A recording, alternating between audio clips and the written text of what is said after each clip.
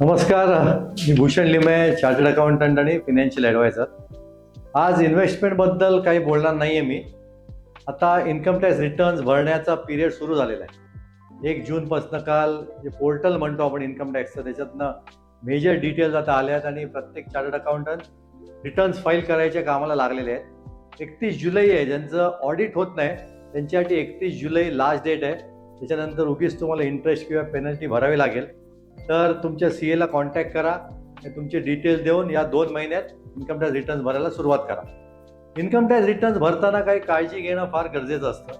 Generally काय होतं, खूप लोकांचा असा एक समज असतो की माझं टॅक्सेबल इन्कम नाही आहे, म्हणजे आता तर बेसिक लिमिट आहे ती 12 लाख झालेली आहे. 12 लाखाच्या खालती जर का तुमचं इन्कम असेल तर तुम्हाला रिटर्न्स भरायची आवश्यकता नसते.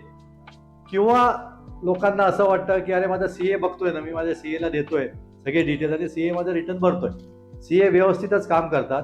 तर मला असं वाटतं की तुमचा जो इन्कम टॅक्सचा लॉग इन आणि पासवर्ड आहे तुमच्या पोर्टलचं, ते तुमच्याकडे असणं गरजेचं आहे. आणि कधीतरी 3 महिने 6 महिन्यातनं पोर्टलला लॉग इन करून बघणं गरजेचं आहे की रिटर्न्स काय भरलेलं आहे. म्हणजे CA व्यवस्थित भरतो, पण एकदा आपण डबल चेक करणं गरजेचं वाटतं मला. आता दुसरा जो इम्पॉर्टंट भाग आहे, बऱ्याच लोकांना वाटतं की 12 लाखाच्या माझ्या खालती इन्कम आहे, मला इन्कम टॅक्स रिटर्न भरायची आवश्यकता नाही आहे. पण असे काही इन्स्टन्सेस आहेत जिथे आपलं इन्कम 12 लाखाच्या आत जरी असेल तरी काही केसेस अशा असतात जिथे आपल्याला इन्कम टॅक्स रिटर्न भरणं अनिवार्य आहे. पहिलं जे आहे ते, जर का तुमचं इलेक्ट्रिसिटी बिल, घरचं इलेक्ट्रिसिटी बिल जे आपण भरतो ते वर्षाला इलेक्ट्रिसिटी बिल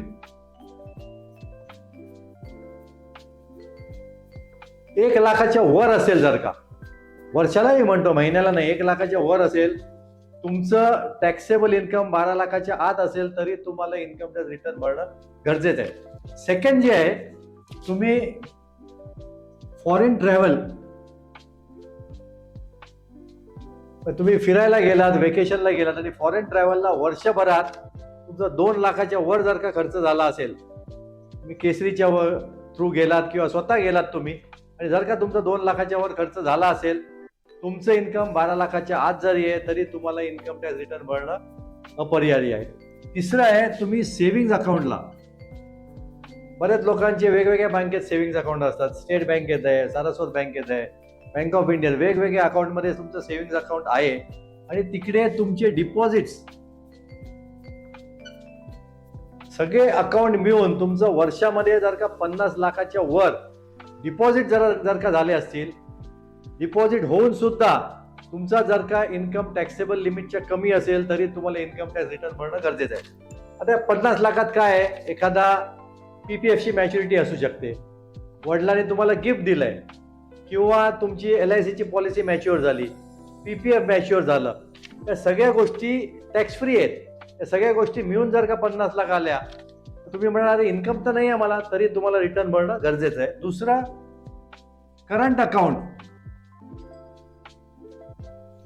करंट अकाउंटमध्ये डिपॉझिट, सगळे करंट अकाउंट मोजून एकत्र करून जर का तुमचं डिपॉझिट 1 करोडच्या वर आहे तरी तुम्हाला इन्कम टॅक्स रिटर्न भरणं अनिवार्य आहे.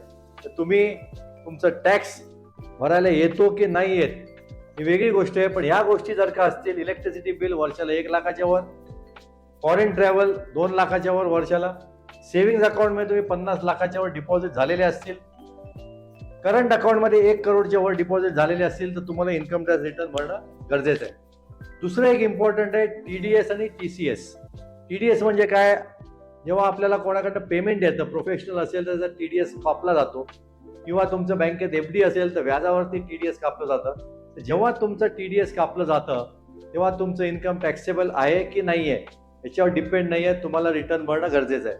जर का तुमचं TDS कट झाल्यानंतर तुम्हाला रिफंड यायचा असेल, तर तुमचं इन्कम जर का 10 लाखाचं आहे, तुम्हाला TDS कट झाला आहे तुमचा, तर TDS तुम्ही रिटर्न्स भरला तर तुम्हाला रिफंड येऊ शकतो.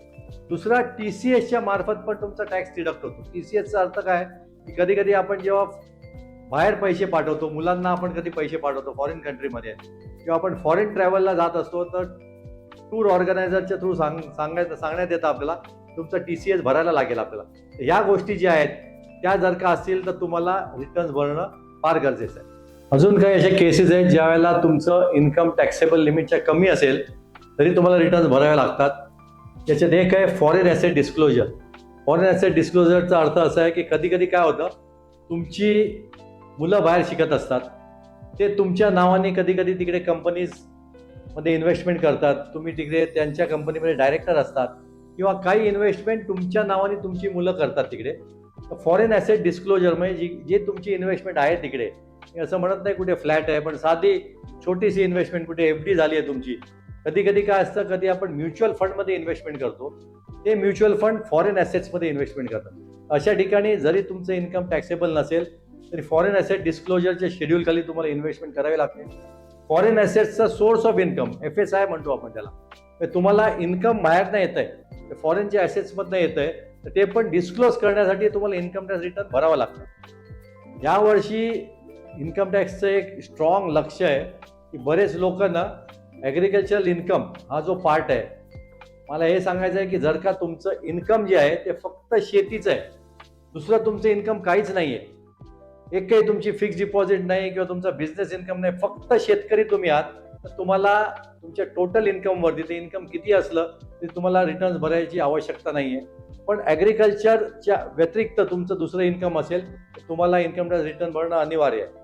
बरीच लोक काय करतायत की त्यांचा ॲग्रिकल्चर इन्कम जेवढा आहे त्याच्यापेक्षा थोडं जास्ती दाखवतात, ते दुसरं इन्कम ॲडजस्ट करायला बघतात ते. तर यावर्षी इन्कम टॅक्स डिपार्टमेंटचं स्ट्रॉंग लक्ष आहे की तुम्ही ॲग्रिकल्चर इन्कम तुमचा जो आहे, शेतीचं उत्पन्न जे आहे त्याचे कदाचित ते प्रूफ्स मागू शकतात. जो तुमचा ॲक्च्युअल किंवा फॅक्च्युअल शेतीचं इन्कम आहे तेच तुम्ही इन्कम दाखवा, उगीच जास्ती दाखवायच्या फंदात पडू नका. माझा या व्हिडिओच्या मार्फत तुम्हाला हाच संदेश द्यायचा आहे, लवकरात लवकर तुमचे बँक स्टेटमेंट्स एप्रिल 25 ते मार्च 26 हे गोळा करा. बाकीचे जे काय तुमचे इन्व्हेस्टमेंटचे डॉक्युमेंट्स असतील, शेअर मार्केट किंवा म्युच्युअल फंडमध्ये तुमचा प्रॉफिट अँड लॉस किंवा गेन स्टेटमेंट असेल तर तुमच्या चार्टर्ड अकाउंटला लवकरात लवकर द्या. एंडिंगला जुलै 31च्या वेळेला, गर्दीच्या वेळेला उगीच त्यावेळेला सगळे साईट्स हँग होतात, साईट स्लो चालतात, टॅक्स असेल तर भरायला वेळ लागतो, तर हे लास्ट मिनिट रश अवॉइड करा आणि लवकरात लवकर तुमच्या चार्टर्ड अकाउंटंटला डिटेल द्या आणि तुमचं इन्कम टॅक्स रिटर्न व्यवस्थित आणि प्रॉपरली भरा. काही तुम्हाला क्वेरीज असतील, खाली दिलेला माझा जो नंबर आहे त्याच्यावरती तुम्ही मला मेसेज पाठवू शकता. त्या क्वेरीज आहेत, to the best of my ability मी तुम्हाला आन्सर करायचा प्रयत्न करेन. Thank you very much.